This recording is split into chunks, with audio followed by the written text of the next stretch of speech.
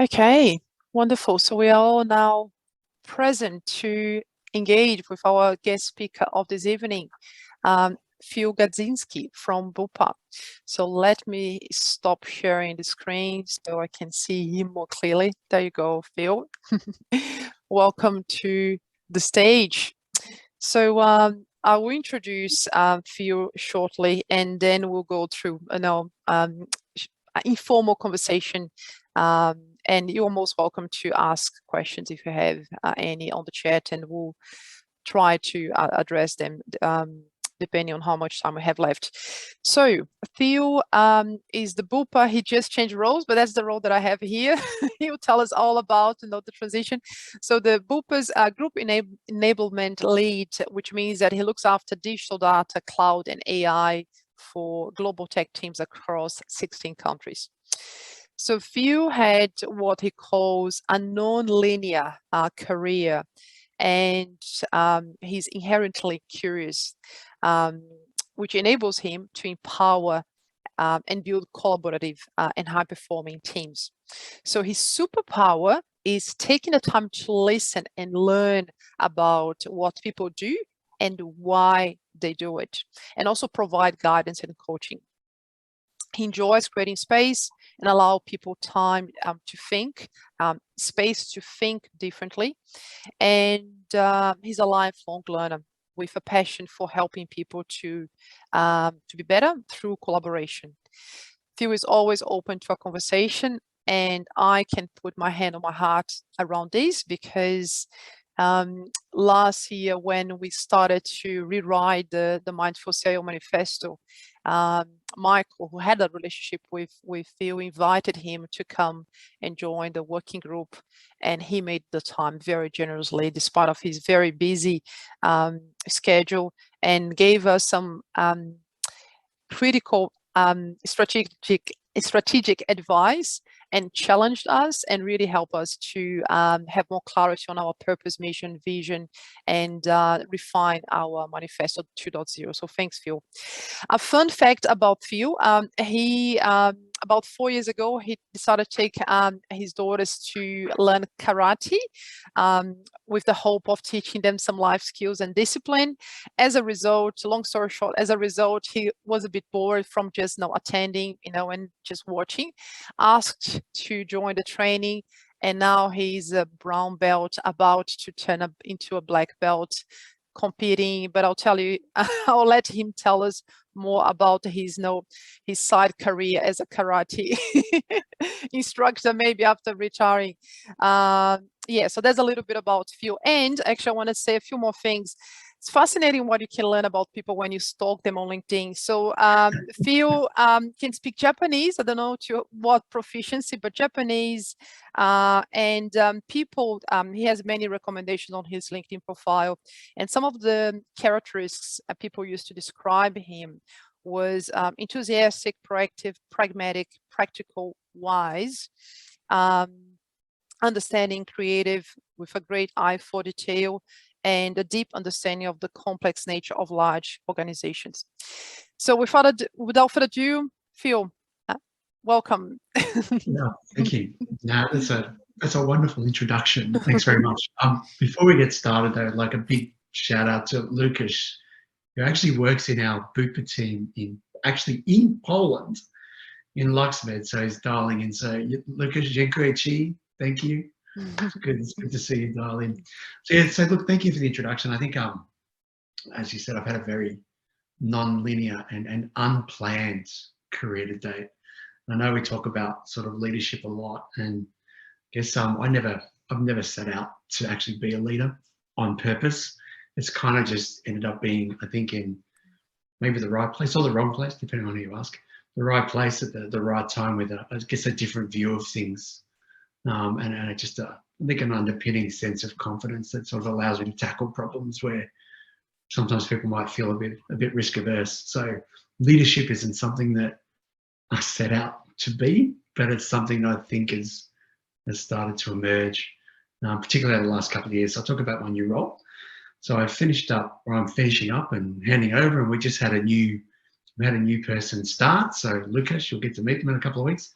in the enablement groups. So my new role is working in Australian technology, in health insurance.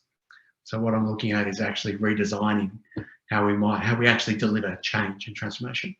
So very systemic view, across everything from strategy to demand to prioritization to capability to thinking about flow and value streams and all the things we need to do to actually deliver value better for our customers. So I'm about to start. Well, I've just started the transition into that. I'm getting a bit of a view of who I'm going to be working with and what we need to be doing here in Australia. Fantastic. Thanks, Phil, for sharing. So I guess what comes to mind, I think you already covered a little bit of that, of your journey to to get to where you are at today. So is there anything else that you want to cover? And if I can mix that question with the fact that you've been very, very active in the agile space, for the last 10, 15 years. And perhaps, why do you think that having an agile mindset is so important for leaders? Yeah, that's a good question. So think about background. When I left school, I actually joined the army. I was going to go to university and I couldn't figure out if it was going to be for me. And I did a year and my parents weren't that well off, so I kind of couldn't afford it. And all the things weren't stacked up to be successful. So I thought, I'm going to do something different. And I joined the army. So I spent 4 years actually in the army. And I was in a regiment in Australia and came to a decision point where I thought I had the option of staying and making it a permanent career or going back to university. And at that stage, I'm a bit mature and a bit more financial backing behind me. I could actually make that decision. So I made the decision to leave the army and I went to university. I went back to uni and studied banking and finance. So I ended up in banking, which was kind of not what I thought. Working initially in frontline customer service, working in tellers in retail branches, and then back into back office branches. And from working in that customer service role and then sort of credit risk roles, I worked on some of the bigger risk programs as I started to evolve. And those of you who've worked in banking before would know Basel and AML programs and CTF and these really big scale things where we've got these big compelling problems and big legacy systems, and we have to change things so we can be a bit more dynamic and adopt new ways of working and thinking. And it taught me a lot about how systems and people work. And I thought it was terrible. So I've landed in these big programs of work just going, oh my God, I don't understand how to get anything done. They just astounded me. And I was kind of fortunate that I ended up working at the National Australia Bank, working on, again, what I thought was going to be one of these big risk programs. But what had happened is we had a small team, this is about 2005, who were trying to work agile. And they'd sort of broken themselves out and created some small space or a container they could work within and got some support from executive support. And I came in as a business analyst. And I worked out really quickly that this is actually the way you should do stuff. Just the way that we set the team up, very small, autonomous, independent, cross-functional, working with XP practices. So really, really early days. And we actually really successfully delivered a real complex pricing system in a super short space of time that delivered a return on the investment within 3 months. So I kind of looked at that and I thought, no, that's the way you need to do work. So I started working in agile projects and programs, and I think about mid-2012, 2013, started working in transformation. So I moved from program delivery into sort of teaching other people about how we change systems and essentially how we operate and work to become more agile.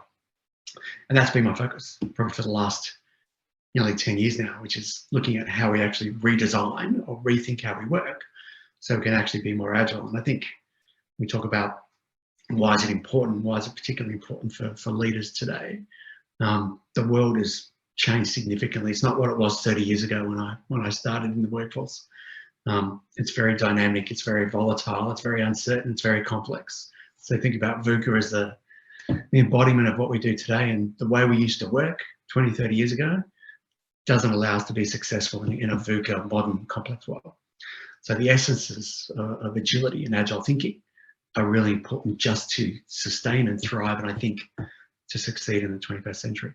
So my focus now is really about how do I look at how organizations are essentially designed to allow us to respond to change, to deliver software quicker, because everything's software driven now. It's all about technology. But even to create workplaces that are more engaging, that people actually want to go to. And that's, I think, when I think about agility, is the things that we're trying to achieve.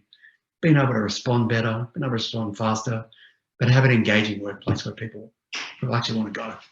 And I think that's my focus now. I was trying to build those things out so they become those places that people step up and say, I want to go work at that company. So I think that's the goal. And that's the goal we're starting to bring in at Bupa.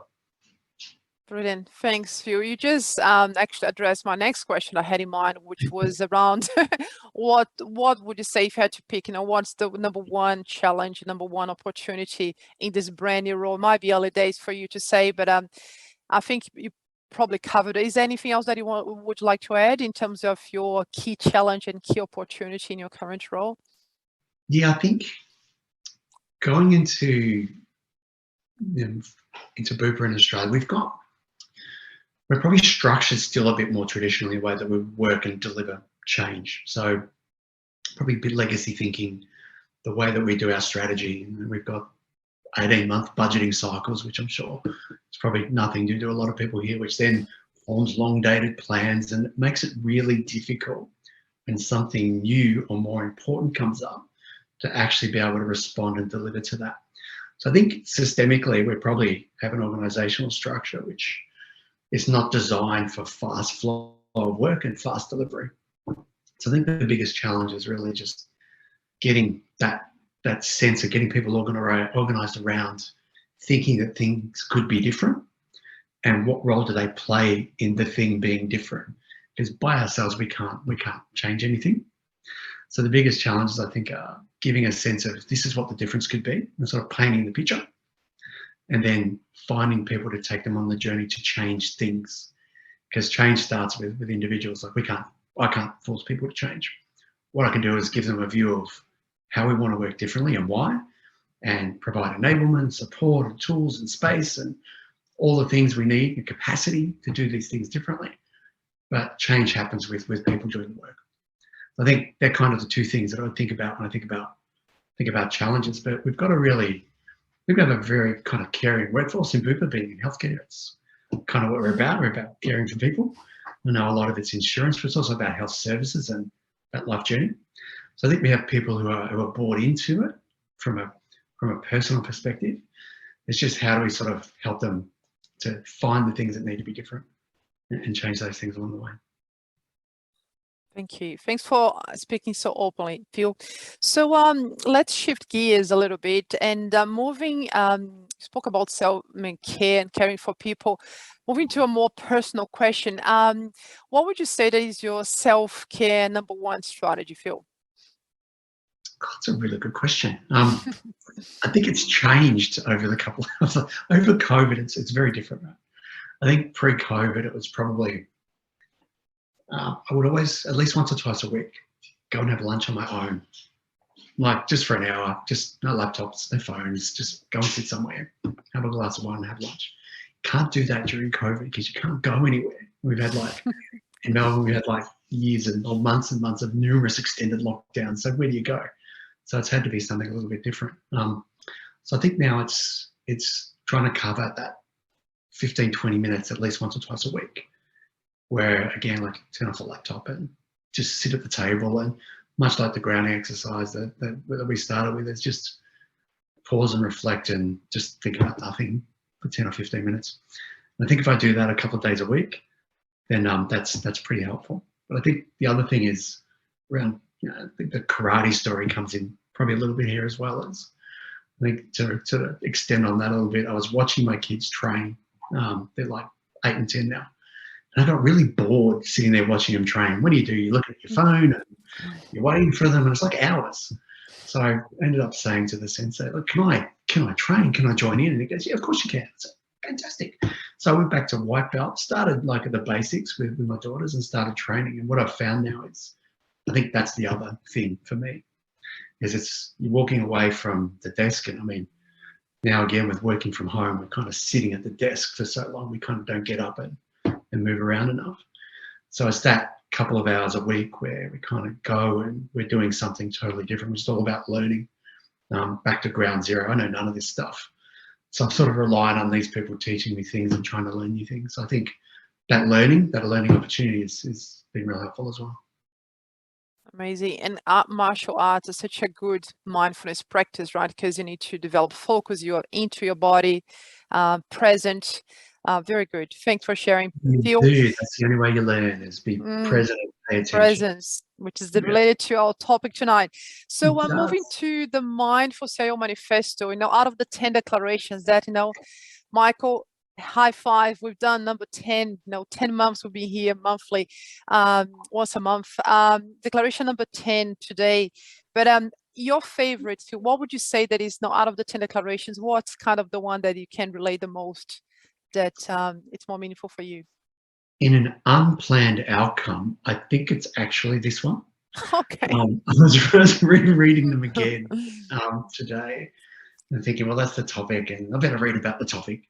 And I read about it. I went, actually, I think that's the one, because I think it's it's one of the hardest ones to achieve in a remote context. And I guess I think, again, as a little bit of background to some of the things I've worked on prior to Bupa. So I was working with the team that built the remote agility framework. So we actually designed working models and patterns on how we can better build productive teams when we have a really distributed environment. So I've kind of been in the space and thinking about it for a while, and now it is the next normal. It's the thing until the next one comes along. So I think that's the important one, because it's super hard. Like, you're sitting here, like in this conversation, the amount of times where we're trying to hold a meeting or trying to have a conversation with a group of people, hopefully on an aligned outcome or agenda, and the cameras are off, or you can hear the typing, or the hands are moving and you're picking the phone up. It's really hard to it's really easy to get distracted. I think it's really challenging with a remote context particularly, to sit here and give people your presence. But what I've noticed is, if you don't do that, it's even quicker to slip out of the conversation, and actually not even be of value to the thing that's going on. So I think it's super critical. I think it's one of the hardest things to do remotely, alongside burnout, because that's another one I'm really interested in as well. Being in remote context, it's easy to overwork, and it's challenging to set boundaries. So you have to really force yourself to do that. I think this is the one tonight, this one, because that presence, you're not productive without it. You're really not. Like, you're circling back and you're asking questions that people have been past. And how many times do we sit in a meeting or a workshop where you're re-prosecuting something that you talked about 5 times, and you've circled back to it? So I think that presence is really important. That's probably now my number one, I think. Thanks, Phil. And in terms of the Mindful CIO community, the movement, so you are extremely busy, have a beautiful family to look after, but you still found time to generously sit down with us, go to the Manifesto 2.0, provide feedback. And you have been here, not just as our contributor, but you have attended a few sessions as well over these 10 months. So why do you feel that this community is important? Why do you feel that the movement is relevant? Yeah, that's a good question. I remember when Michael first started talking about it, I was like, oh, what are you talking about, mate? Another manifesto? There's like a million of them. What are you trying to do? But as he started to talk about it a bit more, and I met you and started to understand the intent, I thought there's something in the intent. So what are you actually trying to achieve? And that, I think some of the missing skills we have is we don't teach, which I'm one of them, we don't teach people about leadership and what are the things you need to do to really be a successful leader. So kind of in the manifesto and the things that we're starting to talk about and promote here, they're kind of the core skills that we don't learn. So these are kind of the things that we want to ask people to learn, which is why I got really interested and decided it's something to give some time to. And we've asked you to come to Bupa and start to talk about it, and trying to sort of infiltrate very subtly some of the thinking behind it, because I just don't think we do enough of it. I think we teach people about skills and we've got cloud training programs, and that's great. And we've got all these things, but this is still a bit of a gap. We don't learn this. So that's the thing. I think it's been the driver for me, is to learn a bit about it myself and maybe contribute something back, which is hopefully useful, and then use it. So use it myself as I learn to be a leader, which is kind of new too. Thanks, Phil. We're very, very grateful. Maybe final couple of questions. Mindful leadership. When you think of mindful leadership, what comes up to you? God, I started reading this. You sent me this book, and this is really good. So I think you showed it up before. I think it's actually just figuring out what matters to you personally. I'm going to start with that. So what are the things that are of value to me? So I think if you've got that level of self-awareness, then you're going to be a better leader. And I think these are kind of the tools and the tips and the things that I probably didn't have a good handle on till at least the last couple of years, that are really sort of helping me to be better. That idea of self-awareness, so the idea of, you know, the humility you bring into situations, the curiosity. I know a few people talked about curiosity tonight. I think curiosity is a critical thing.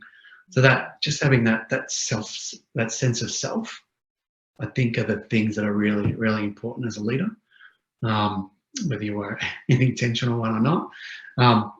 But you can learn that stuff, I think, is the other thing too. Like, it's not, I think someone mentioned secret sauce to me today. I can't remember who it was. I don't think it's secret. I think it's, hey, you just have to do these things, and there's things you can learn and pathways you can take. And I think it starts with just being self-aware of where you're at as a person. Beautiful. Thanks, Phil. Last one, maybe some lessons learned or final words that you'd like to share with the group before we close. Anything comes to mind? Yeah, I think success is a bad teacher is probably the one thing. Like, I've been fortunate to have sort of worked in and led some fantastic pieces of work, but then it hasn't set me up for the next one. I've kind of just picked those things up and then tried to repeat the same things, and every problem you face into is going to be different. So you kind of can't rely on your past success. You've got to start all over again. And I think I like the attitude I've taken today is like almost like every day is day one, which is like the Bezos thing or the AWS thing. Kind of treat today as, hey, we're starting all over again, and what do you need to learn and what do you need to be curious about to be successful? I think that's probably the first thing. The other thing is I've done some training with ORSC, which is Organizational Relationship System Coaching. And there's some really good lessons that come out of that. And the one that I always remember is that everybody is right, but only partially. And I think, again, if you're going with that one, then it doesn't matter what you tell me. The intent is what you believe is true, but you've only got a limited view of the system. So how do we take that truth, sort of merge it with other stuff and get some facts out? So I think they're probably the two big things that you want to take away, that I would suggest that I try to live by. Love that. Very wise. There's so much in that statement, because it leads to non-judging, to curiosity, to beginner's mind, and brilliant. Thanks so much, Phil. Thank you for joining us. Thanks for your support along the way, in the last year or so. I don't know if you'll be able to hang out with us, but if you do, we'll be okay. Excellent. So lucky the group will be sharing the breakout room with you. Very good. Okay, Thanks. thank you. Thanks again. Thank you very much for the invitation. And hello, everybody. Such an honor.